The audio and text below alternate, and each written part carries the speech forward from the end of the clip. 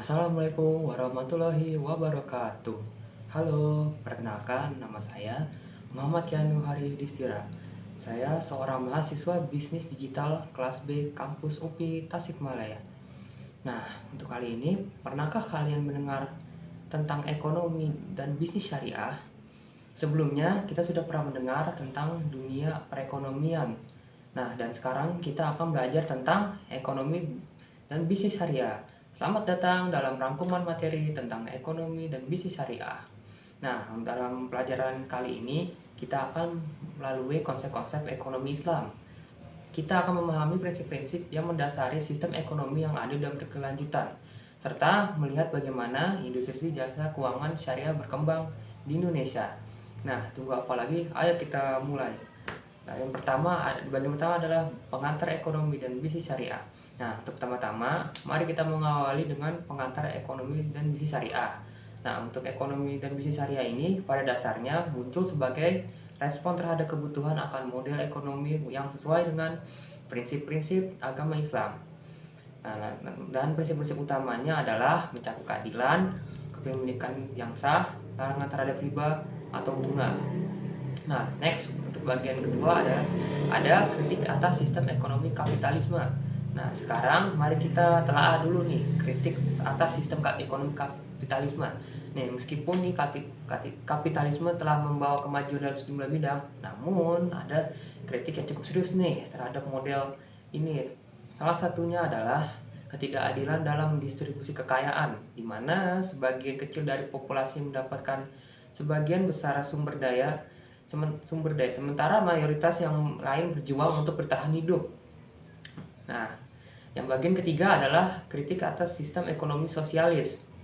Nah, untuk ekonomi sosialis ini kita akan bahas kritik atas sistem ekonomi sosialis. Sistem ini juga sering dikritik karena kurangnya insentif bagi inovasi dan produktivitas individu. Intervensi pemerintah yang berlebihan juga dapat menghambat perkembangan ekonomi dan kesejahteraan masyarakat. Nah, untuk yang keempat ada sistem ekonomi Islam atau asas dan kaidah umum.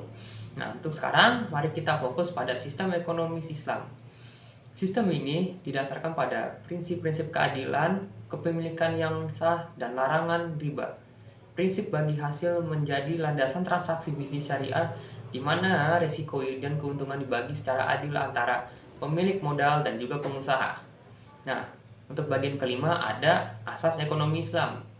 Nah, untuk asas ekonomi Islam ini kita akan menjelajahi asas ekonomi Islam. Asas ini mencakup keadilan, keseimbangan dan kebebasan dan tanggung jawab serta keberlanjutan lingkungan. Nah, dalam ekonomi Islam, kekayaan dipandang sebagai titipan dari Allah yang harus dikelola dengan bijaksana dan bertanggung jawab.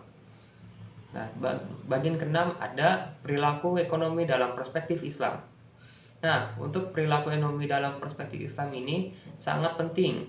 Ini melibatkan praktik bisnis yang bermoral dan etis seperti kejujuran, keadilan, dan keberkahan dalam setiap transaksi ekonomi. Bagi umat Islam, keberkahan ini dalam usaha dan penghasilan sangat ditekankan. Nah, bagian kedua ada peran pemerintah dalam perekonomian Islam atau kebijakan fiskal dan moneter Islam. Peran pemerintah dalam perekonomian Islam memiliki peran yang sangat penting dalam memastikan distribusi kekayaan yang adil dan kesejahteraan sosial. Kebijakan fiskal dan moneter Islam dirancang untuk mencapai tujuan tersebut termasuk pemungutan zakat, pembangunan infrastruktur, dan pengaturan pasar dan harga. Nah, dan bagian ke-8 ada perkembangan industri jasa keuangan syariah di Indonesia. Nah, sekarang mari kita beralih ke perkembangan industri jasa keuangan syariah di Indonesia. Industri ini telah mengalami pertumbuhan yang sangat pesat dalam beberapa dekade terakhir. Contohnya seperti Bank Islam, perusahaan asuransi syariah, dan lembaga keuangan non-bank lainnya. Lembaga keuangan tersebut telah berkembang secara signifikan menawarkan berbagai produk dan layanan sesuai dengan prinsip syariah. Nah, untuk bagian terakhir ada Bank Islam, industri jasa keuangan lainnya, pasar modal syariah, industri bisnis halal, serta filantropi Islam. Nah, untuk sementara itu, bank Islam, industri jasa keuangan lainnya, pasar modal syariah, industri bisnis halal, dan filantropi Islam merupakan bagian penting dari ekonomi dan bisnis syariah. Mereka berperan dalam memajukan ekonomi yang adil dan berkelanjutan sesuai dengan ajaran Islam. Nah, untuk kesimpulan dari materi ekonomi dan bisnis syariah kali ini adalah yang kami hadirkan tentang bisnis dan syariah ini serta pengembangan industri jasa keuangan syariah di Indonesia. Semoga video ini dapat memberikan wawasan yang mendalam tentang prinsip-prinsip ekonomi Islam dan pentingnya juga implementasinya dalam konteksnya bisnis dan keuangan. Terima kasih telah menyimak. Sampai jumpa. Semoga kalian menyenangkan dan jangan lupa untuk menerapkan sistem ekonomi dan bisnis syariah.